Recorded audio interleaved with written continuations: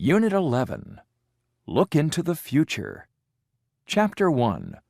Are you an Ophiuchus? Page 137. Are you an Ophiuchus? Thousands of years ago, the ancient people of Babylon and Egypt studied the stars in the sky.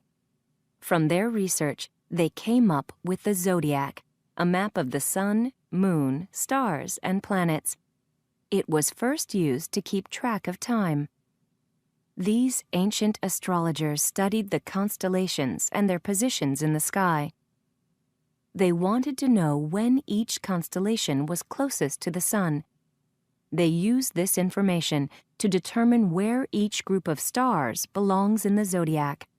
The word zodiac actually means circle of little animals in Latin and refers to how the constellations are shaped.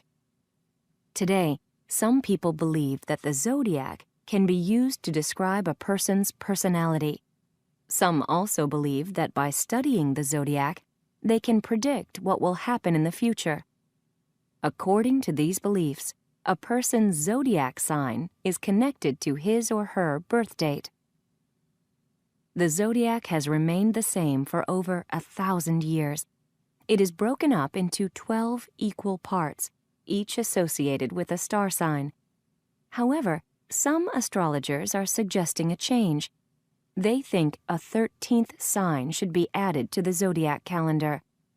This is because the way the Earth rotates has changed slightly over the centuries, which has also changed its path around the sun. This possible 13th sign is a constellation called Ophiuchus, which means holder of the snake.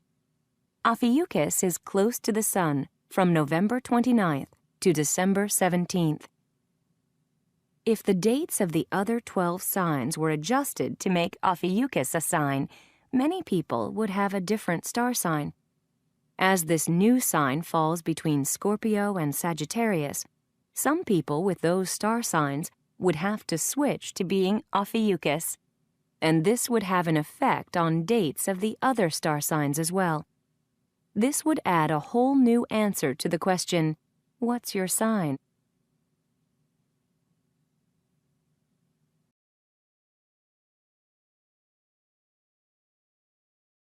Unit 11. Look into the future. Chapter 2. Predicting earthquakes. Page 141. Can animals predict earthquakes? Dear Scientist Sam, I noticed my dog acting very nervous only a few minutes before a recent earthquake shook the house. Is it possible that my dog knew the earthquake was going to happen? Janet. Well, Janet, people have believed for many centuries that animals can predict earthquakes. In fact, we can look back to records from the ancient Greeks. They noticed that animals acted oddly in the hours before earthquakes. Even now, people talk about dogs that won't stop barking and cats that won't come out of hiding before an earthquake. Furthermore, strange behavior like this before earthquakes isn't limited to pets. People have also reported seeing chickens stop laying eggs, bees leaving their homes, and big groups of fish dying mysteriously in the hours before a natural disaster hits. It's hard to answer your question, since not all seismologists or animal experts agree that animals can predict earthquakes. Those that disagree claim that we should take into account other things that affect animal behavior, such as hunger. On the other hand, many people who believe that animals can predict earthquakes often have records of very strange animal behavior right before the ground shakes. To them, this is evidence that animals can indeed predict earthquakes. In short, the truth is that we aren't sure. Animals might be able to sense earthquakes before they happen, but there is no solid evidence that they can. However, one thing that most seismologists can agree on is that more research is needed. Animals may be the key to predicting earthquakes before they happen, and could help save many lives.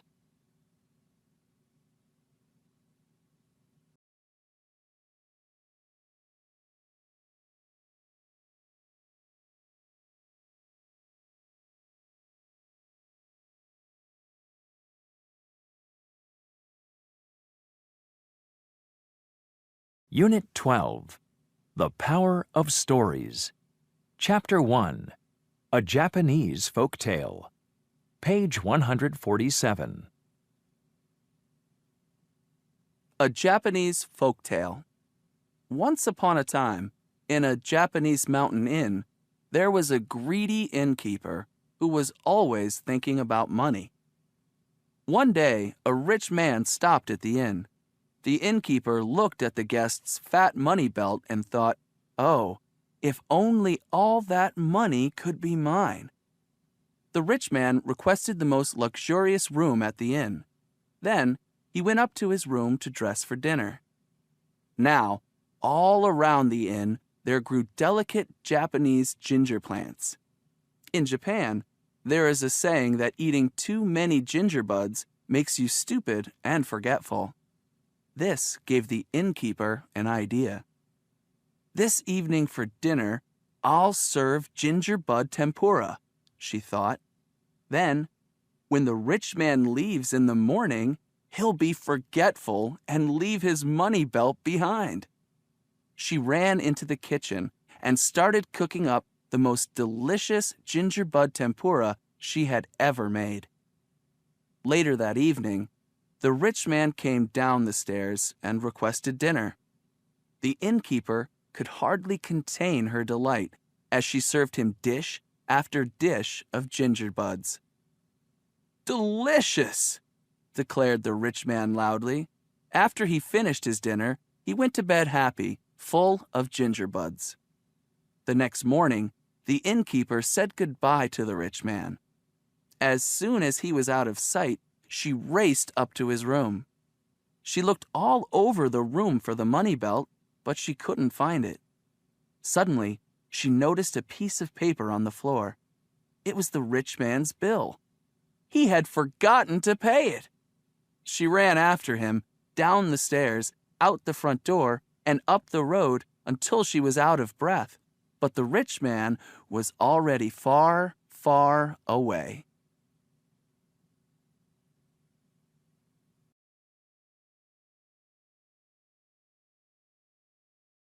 Unit 12. The Power of Stories. Chapter 2. Internet Hoaxes. Page 151. Internet hoaxes. The Internet is a fast and convenient way of sending and obtaining information, but it's also a very easy way to spread misinformation. And new hoaxes pop up almost every day about anything from shocking celebrity deaths to mystery objects in foods.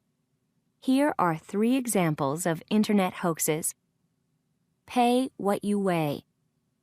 On April 1st, 2011, New Zealand Air began advertising a one-day fare sale, Pay What You Weigh. The airline's website offered visitors a chance to pay a dollar amount that was equal to their weight in kilograms. The idea was more weight equals more fuel equals more cost, and many people believed it. The promotion brought thousands of visitors to the company's website and became a popular news story. In the end, though, the promotion turned out to be an April Fool's joke. Croc on the loose. While the streets of New Orleans were still flooded after a terrible hurricane, a frightening email was sent around the Internet. It included a photograph of an immense crocodile over 5 meters long. According to the message, it had been swimming around the flooded city, eating people. It was later discovered that the photographs of the crocodile were of one that was caught in the Congo years before. Earn money through emails. The following email hoax fooled many people. The sender claims that a large company will pay you to send their email to as many people as possible. For every person that you send the email to, the company promises that you will receive $5. For every person that person sends it to, you'll get $3. And for every third person those people send it to, you will be paid $1.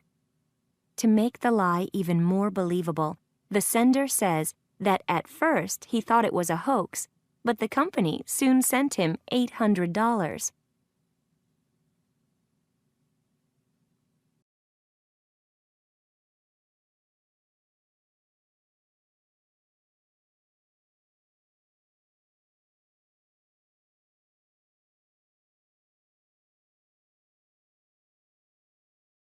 Review Unit 4, Fluency Strategy.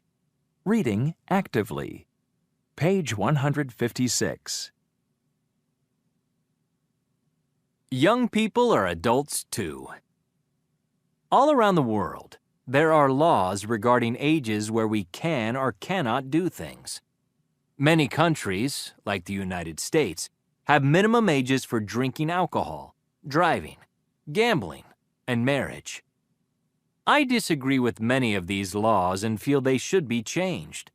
Not because I think children should be allowed to do these things, but because many of these laws concerning young people's freedom don't make sense. I also think they are too inconsistent. They really differ from place to place, especially in the U.S.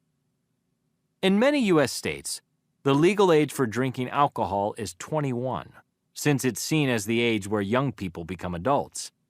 But I feel that most of us are already adults by the time we reach 18. After all, that's when we start college and move out of our family homes. 18 is also the age when we can get married. Personally, I think they got it the wrong way round. Why are we allowed to get married at 18, but not allowed to drink alcohol? People should wait until after college to get married, since it's a big decision that affects the rest of our lives. The legal ages for driving and gambling don't make sense to me either because they are different from place to place. For example, in some states, the driving age is 16, but in others, it is 15. In Hawaii, young people will have to wait until they turn 18 before they can take driving lessons. Gambling is the same. In cities like Colorado, you can only gamble when you turn 21. But you only need to be 18 in New York or 16 in Maine. It's confusing. I wish there weren't so many different laws. However, there are some laws that are becoming better. For instance, the legal voting age in the U.S. used to be 21, but now it's 18. I hope it'll gradually be made even lower. Young people shouldn't be prohibited from choosing their leaders. I think anyone who wants to vote should be allowed to.